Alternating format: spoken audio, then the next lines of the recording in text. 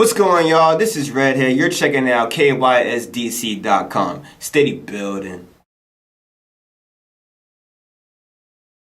Hey, how you doing? My name is Stephen Redhead, properly known as Redhead. I come from Capitol Heights, Maryland. I'm a hip-hop artist, basically all around for the DMV as well as New York, as well as California.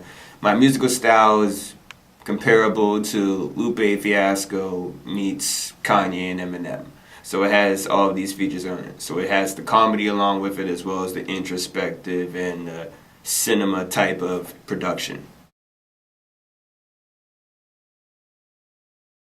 It's geared around to people that came from the burbs or on the outer of the city, but are around a lot of city people, so thus they know what's going on, but then at the same token they still have these characteristics and they have that humbleness that comes along with it.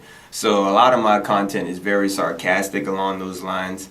Like the record I have is called Talk White, and Talk White is not necessarily about race, but it can be applied to be. We basically just like to be clever with it and say that Talk White is saying that we talk dope, like a dope white dope, just go up from there. And basically it's about find yourself and believe in yourself, and you can be able to achieve anything. All of the after school special type stuff that you'll find. My comfort zone. I like to listen to a lot of stuff because I get bored really easily. Like I guess I have ADD, whatever the case may be. So I take a listen to a lot of different things, not just hip hop, but I'm definitely into the indie rock electronica sounds, the Redhead, the Octopus Project, things along like that. Roixop, I used a lot of it. So one day I decided to go ahead, like I want to take all this stuff that sounds really, really urban, that us people will enjoy, but it has a lot of instrumentation with all those sounds to it, and create one project that would talk about my life and all. And I called it the schemata. Basically what the schemata means is it's the process in your brain that lets you recognize how the world is based on personal and past experiences. So I wanted to be able to put something like that because I have a very colorful past. I was born out in DC, and I couldn't speak until I was like 2 years old, whatever the case may be. Maybe I was lazy, maybe it was whatever. Doctors couldn't find anything. Because of that, they put me in special ed classes. So I went into special ed, went for a good few years, and pretty much did everything that was around to it until I came to the point where I was more confident in myself, trying to figure out what normalcy is and just building off of myself as a person.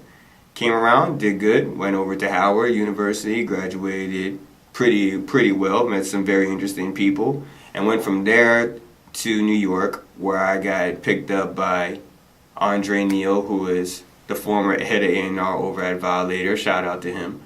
We went out and we did a few records and came to the point that here we are right now. So after I left with them, I started dealing with Songbook Entertainment with Trey Songz, and did a few records with them, just basically trying to be able to put out a new project.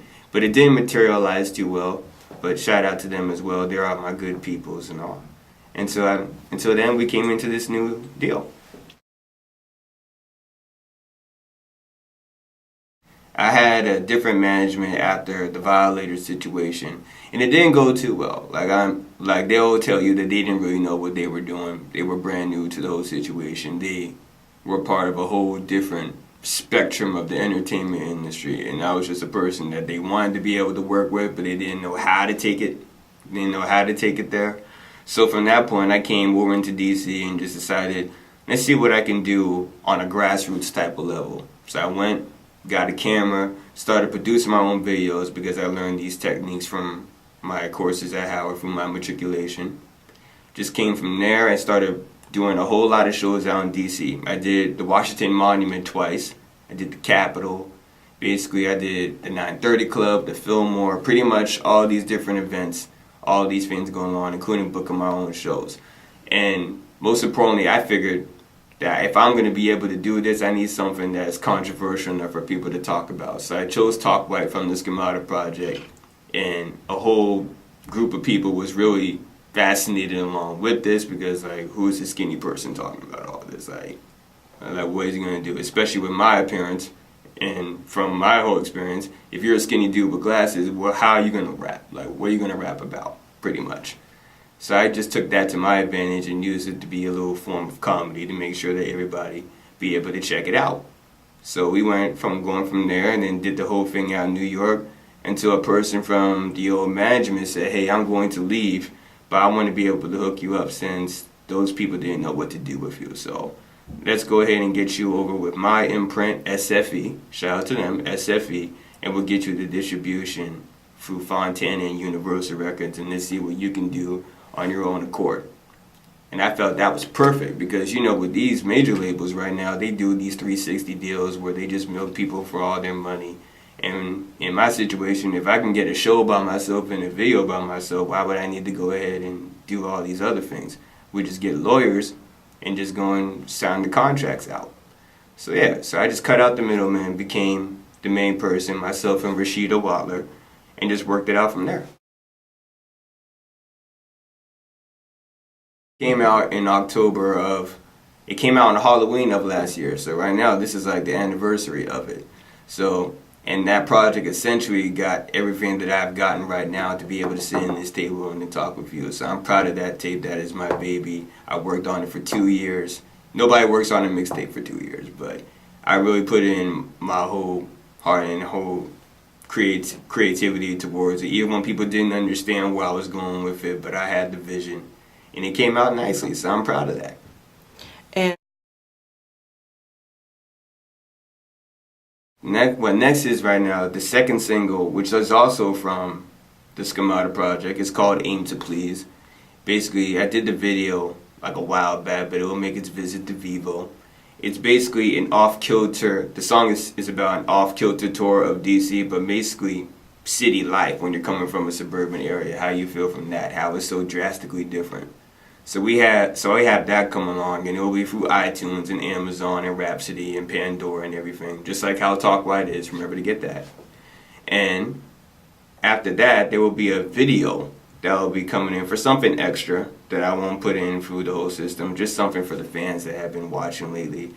A song called Baggage, which I came up with the concept and all.